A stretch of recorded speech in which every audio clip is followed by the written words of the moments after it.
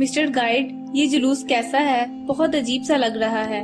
لوگ اپنے سینے پیٹ رہے ہیں، بڑے بڑے بلیک فلیگز اٹھائے ہوئے ہیں اور بہت ہی غمگین انداز میں سیڈ سانگز پڑھ رہے ہیں۔ ایام ازاں میں ہندوستان کے ٹور پر آئی ہوئی انگریز عورت نے بڑی حیرت سے اپنے گائیڈ پر سوالات کی بوچھار کر دی اور ساتھ ہی گود میں اٹھائے ہوئے اپنے 6 ماہ کے بچے کو پیار کرنے لگی۔ ہندو گائیڈ نے بتایا کہ یہ ہمارے ملک ہندوستان کی شیعہ مسلمز ہیں اور تقریباً 1350 سال پہلے ان کے بادشاہ اور سولجرز کو ایک ظالم بادشاہ کی فوج نے عراق کے ایک صحرا میں 3 دن کے بھوکے پیاسوں کو قتل کر دیا تھا اور اس شاہی خاندان کی عورتوں اور بچوں کو قید کر لیا تھا۔ انگریز ٹورسٹ لیڈی نے حیرت اور افسوس کے ملے جلے تاثرات سے پوچھا کہ ان کو اس سانحے کی اب اطلاع ہوئی جو اس قدر غم منا رہے ہیں۔ نہیں میڈم، یہ تو ہر سال 10 محرم کو ایسے ہی کرتے ہیں۔ گائیڈ نے اس کی بڑھتی ہوئی دلچسپی اور حیرت دے کر بتایا۔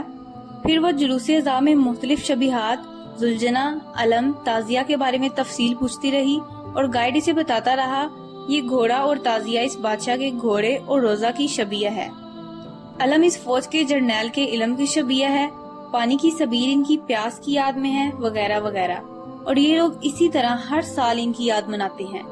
اس انگریز عورت کی دلچسپی اب مزید بڑھتی جا رہی تھی۔ اچانک اس کی نظر جلوس میں ایک چھوٹے سے جھولے پر پڑی اور وہیں رک گئی۔ جھولے کے گرد بہت سی خواتین و مرد جمع تھے اور رو رو کر ماتم کر رہے تھے۔ اس نے اپنے بچے کو گود میں سمیٹتے ہوئے عجیب سی نظروں سے دیکھتے ہوئے گائیڈ سے پوچھا، گائیڈ واٹ از دس؟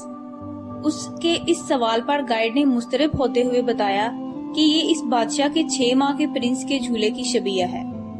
چونکہ اتفاق سے اس لیڈی کی گود میں بھی 6 ماہ کا بچہ تھا تو اس کی گہری دلچسپی اور انہماک اس جھولے میں بے قراری کی حد تک بڑھ گیا اور کہنے لگی، پلیز مجھے اس کے بارے میں تفصیل بتاؤ۔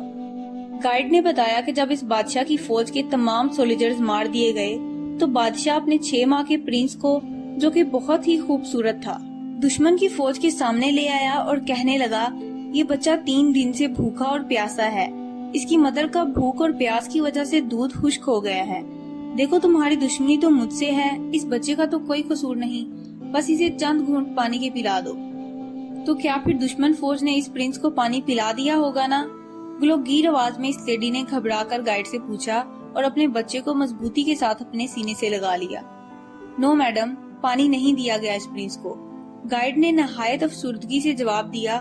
تو اس نے انتہائی بے قراری سے پوچھا کہ اچھا پھر کیا ہوا؟ یہ پوچھتے ہوئے افسردگی سے اس کی کیفیت عجیب ہو گئی تھی۔ گائیڈ نے بتایا کہ دشمن فوج کے کمانڈنگ ان چیف نے اپنی فوج کے ایک ماہر نشانے باز کو حکم دیا کہ اس بادشاہ کے پرنس کو جلدی سے تیر مار کر مار دو، کیونکہ ظالم فوج میں اضطراب بڑھ رہا ہے اس واقعے کی وجہ سے۔ یہ سن کر اس تیر انداز نے ایک بڑا وزنی تیر کمان میں چڑھایا۔ یہ جان کر وہ لیڈی رونے لگی، اور جب گائیڈ نے بتایا کہ نشانے باز نے چلانے کے لیے تیر کھینچا تو اس 6 ماہ کے پرنس کی مدر ہیمے سے یہ سب منظر دیکھ رہی تھی۔